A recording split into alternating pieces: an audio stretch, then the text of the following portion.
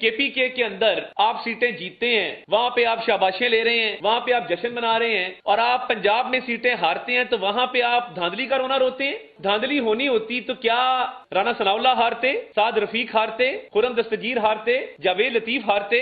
अगर धांधली करनी होती तो क्या इनको जिताना लिया जाता? यानी पंजाब खैबर पख्तूनख्वा में ये फर्क है कि क्योंकि खैबर पख्तूनख्वा में आप जीते हैं तो वहां धांधली नहीं हुई, वहां फ्री एंड फेयर इलेक्शन हुआ है। और पंजाब में आप हारे हैं तो पंजाब में धांधली हो गई है, सिंध में आप हारे हैं, सिंध में धांधली हो गई है, बलोचिस्तान में आप हारे हैं, बलोचिस्तान में धांधली हो गई है।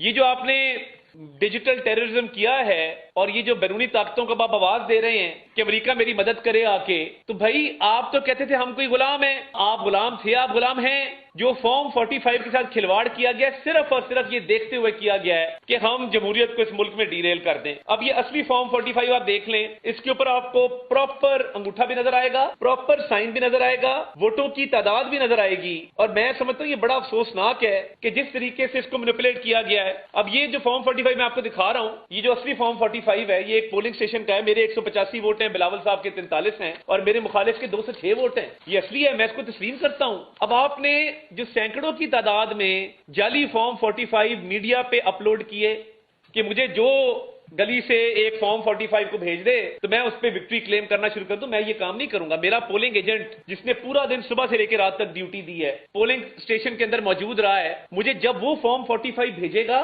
तस्दीक शुदा जिसपे साइन भी होंगे, जिसपे अंगूठा भी होगा, मैं वो फॉर्म 45 की बुनियाद पे अपना रिजल्ट कंपाइल करूंगा और मैं वही फॉर्म 45 मीडिया को भी दूंगा। मैंने आपके बीट रिपोर्टर सामने बैठे हैं, मैंने ग्रुप के अंदर फॉर्म 45 शेयर किए। जब वो मेरे पास आ गए